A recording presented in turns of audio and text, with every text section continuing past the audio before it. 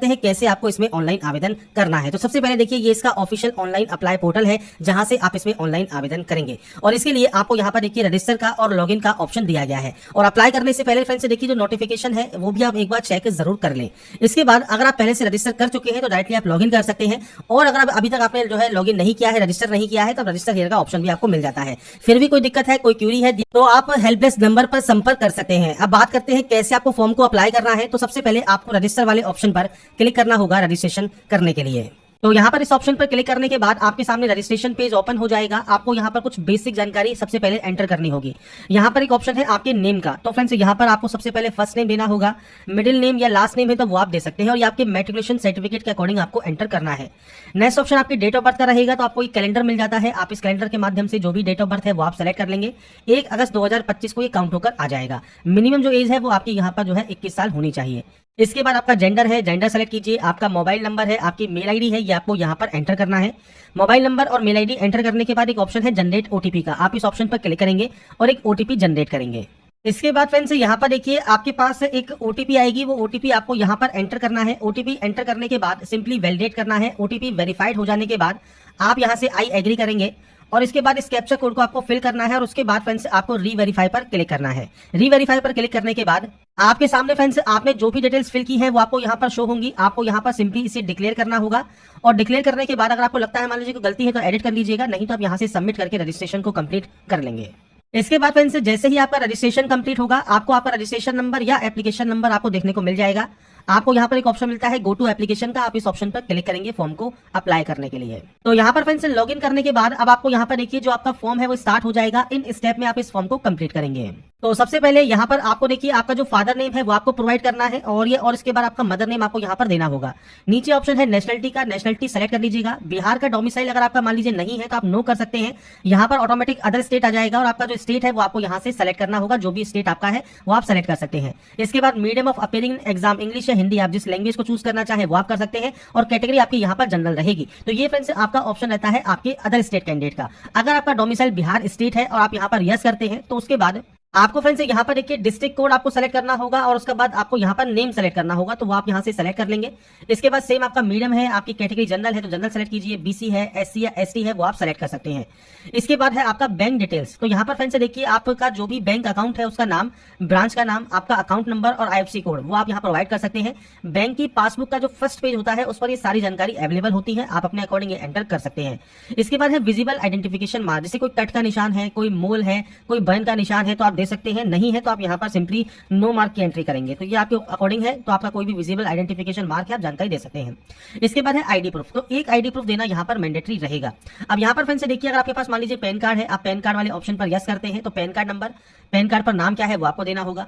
DL मान लीजिए आप देते हैं तो डीएल का लाइसेंस नंबर क्या है, नाम क्या है, डेट ऑफ इशू क्या है, वैलिडिटी क्या है ये आपको देनी होगी। इशूइंग अथॉरिटी क्या है वो आपको देना होगा। टाइप ऑफ ड्राइविंग लाइसेंस कौन सा है वो आप यहाँ पर सेलेक्ट कर सकते हैं। इसके अलावा अगर आप वोटर आईडी यूजर है तो वोटर आईडी आप यहाँ पर दे सकते हैं। अगर आपके पास पासपोर्ट भी है तो आप पासपोर्ट की जानकारी दे सकते हैं।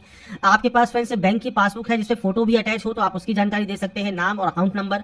इसके अलावा फ्रेंड्स कोई other valid government ID proof है तो वो आप यहाँ पर दे सकते हैं। तो इनमें से कोई एक आईडी प्रूफ आपको देना जरूरी रहेगा। इसके बाद आप इस वाले ऑप्शन को टिक करेंगे और उसके बाद सेव एंड नेक्स्ट कर देंगे। इसके बाद friends next option ex serviceman का है। अगर आप एक्स सर्विसमैन है तो date of joining, date of discharge आपको देना है। नहीं है तो आप नो करेंगे।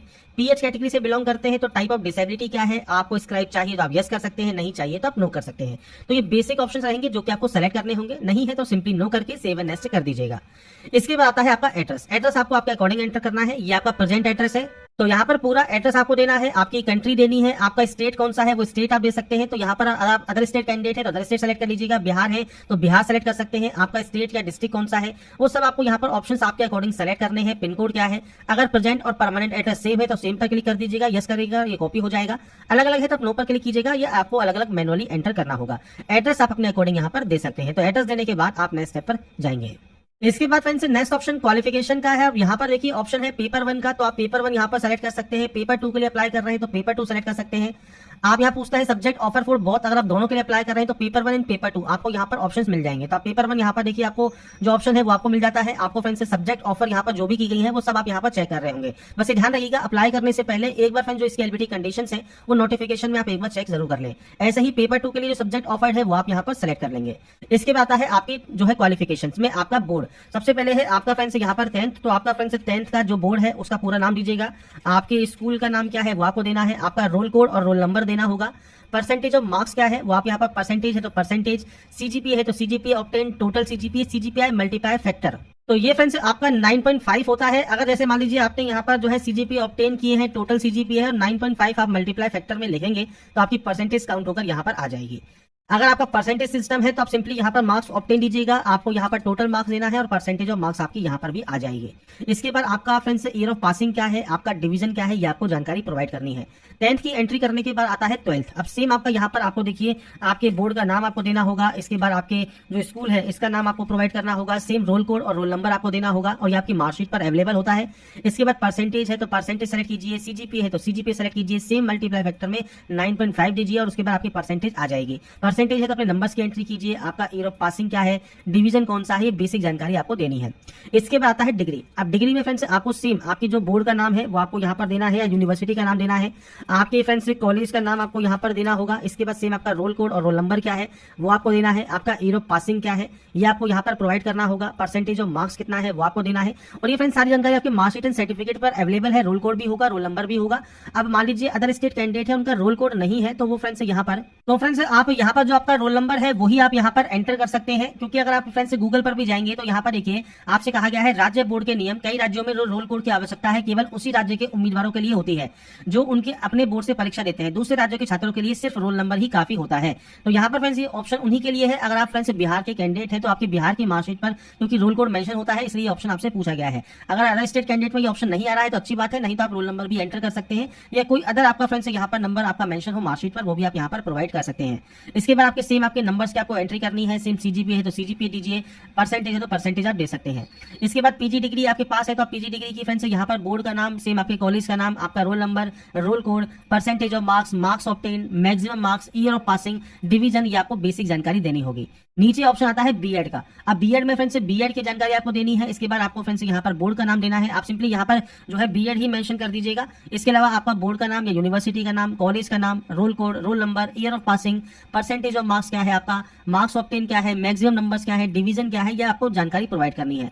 आपको अप्लाई करने से पहले देखिए जो ये शैक्षणिक योग्यता है ये आपको ध्यान से पढ़ लेना है। आप फ्रेंड्स जो भी पोस्ट के लिए अप्लाई कर रहे हैं दोनों के लिए या एक सिंगल पेपर के लिए तो उसके अकॉर्डिंग आपको जानकारी जो है यहाँ पर प्रोवाइड हो जाती है। इसके बाद फ्रेंड्स जब अपनी क्वालिफिकेशन को आप एंटर कर देंगे इसके बाद आप सेव एंड नेक्स्ट कर सकते हैं। इसके बाद फ्रेंड्स नेक्स्ट ऑप्शन आता है अब आपकी डॉक्यूमेंट्स अपलोड का। सबसे पहले है आपकी फोटोग्राफ अपलोड। तो यहाँ पर देखिए फोटोग्राफ जो रहेगी वो 80 से 200 केबी में रहेगी। फोटोग्राफ फ्रेंड्स आपको यहाँ पर जो अपलोड करना है उसका जो बैकग्राउंड है वो व्हाइट कलर का आपको रखना होगा। 6 महीने ज्यादा पुरानी फोटो नहीं होनी चाहिए। ड्रॉप फाइल पर क्लिक कीजिए और उसके बाद फ्रेंड्स आपके देखिए फाइल को आप यहाँ सेलेक्ट कर लेंगे और उसके बाद अपलोड होने के बाद क्लोज कर देंगे। ऐसे ही अब आपको सिग्नेचर अपलोड करना है। तो सिग्नेचर का साइज है 50 से 200 केबी जो कि जेपीजी फॉर्मेट में आपको अपलोड करना है। तो सिग्नेचर अपलोड करने के बाद ये भी आपका अपलोड हो जाता है। आप यहाँ से देखिए व्यू जरूर कर लीजिएगा। ऐसे ही व्यू सिग्नेचर करना है, व्यू अपलोड फोटो करना है। इसके बाद है caste certificate. Caste certificate friends आपका यहाँ पर देखिए 100 से 300 केबी में रहेगा जेपीजी या पीडीएफ फॉर्मेट में। आपका स्टेट डोमिसाइल सर्टिफिकेट अपलोड होगा 100 से 300 केबी में जेपीजी या पीडीएफ फॉर्मेट में। 10th का सर्टिफिकेट अपलोड होगा, 10th की मार्कशीट अपलोड होगी, ये भी 100 से 300 केबी में ही है। 12th का सर्टिफिकेट, 12th का मार्कशीट, इसके अलावा डिग्री का सर्टिफिकेट, डिग्री की मार्कशीट, आपका बीएड का सर्टिफिकेट, इसके अलावा आपकी पीजी डिग्री का सर्टिफिकेट और पीजी डिग्री की मार्कशीट, ये सब आपके यहाँ पर अपलोड होंगे। जिसपे भी ये रेड स्टार लगा मिलेगा वो आप जानकारी दे सकते हैं। इसके अलावा कोई अदर क्वालिफिकेशन है तो वो भी आप यहाँ पर अपलोड कर पाएंगे। तो यहाँ पर सिंपली आपको क्लिक हियर टू अपलोड पर क्लिक करना है, फाइल को सेलेक्ट करना है और अपलोड कर देना है। तो यहाँ पर डॉक्यूमेंट अपलोड करने से पहले आपको ये चीज ध्यान रखनी है कि जो भी प्रमाण पत्र आपको अपलोड करने हैं ये आपके स्वयं अभिप्रमाणित होने चाहिए। मतलब सेल्फ अटेस्टेड डॉक्यूमेंट आपको यहाँ पर अपलोड करने हैं। तो आपके जो भी डॉक्यूमेंट्स हैं उनकी फ्रेंड्स आपको फोटो स्टेट लेनी है, उस पर साइन और उस पर डेट मेंशन कर देनी है जिससे वो सेल्फ अटेस्टेड हो जाएगा। और उसके बाद जितने भी डॉक्यूमेंट्स आपको अपलोड करने हैं वो आप दिए गए ऑप्शन से अपलोड कर सकते हैं। तो यहाँ पर फ्रेंड्स देखिए अपलोड करने के बाद आपके सामने देखिए व्यू के ये ऑप्शंस आएंगे। आप यहाँ से एक बार व्यू चेक कर लीजिएगा। इसके बाद पेमेंट करने के लिए आपको ऑनलाइन पेमेंट करना होगा। आपको यहाँ पर डिक्लेयर का ऑप्शन मिलेगा। आप यहाँ से सिंपली डिक्लेयर करेंगे, आई एग्री करेंगे। जो आपको ये कैप्चा कोड दिया गया है ये कैप्चा कोड फिल करेंगे। इसके बाद यहाँ से प्रीव्यू चेक करेंगे। प्रीव्यू चेक करने के बाद अगर आपको लगता है कोई गलती हो गई है तो आप उसे एडिट कर सकते हैं, नहीं तो आप इसे सबमिट कर देंगे। इसके बाद फ्रेंड्स आपके सामने यहाँ पर देखिए आपका जो पेमेंट गेटवे है ये ओपन हो जाएगा। आप यहाँ पर कार्ड के माध्यम से पेमेंट कर सकते हैं, यूपीआई के माध्यम से कर सकते हैं, नेट बैंकिंग के माध्यम से कर सकते हैं, क्यूआर कोड के माध्यम से करना चाहे तो आप इस ऑप्शन को सेलेक्ट कर सकते हैं। जहां पर फ्रेंड्स आपके सामने देखिए जो आपका क्यूआर कोड है वो जनरेट हो जाएगा। आप इसे स्कैन कर सकते हैं और उसके बाद अपना पेमेंट जो है कंप्लीट कर सकते हैं। पेमेंट कंप्लीट होने के बाद आपका फॉर्म जो है फाइनल सबमिट हो जाएगा। तो यहाँ पर फ्रेंड्स मैंने आपको जानकारी प्रोवाइड कर दी है कैसे आप Bihar estate 2025 online form apply कर सकते हैं, उसके स्टेप बाय स्टेप प्रोसेस के बारे में। बाकी की जानकारी आप इसकी ऑफिशियल पोर्टल पर जाकर या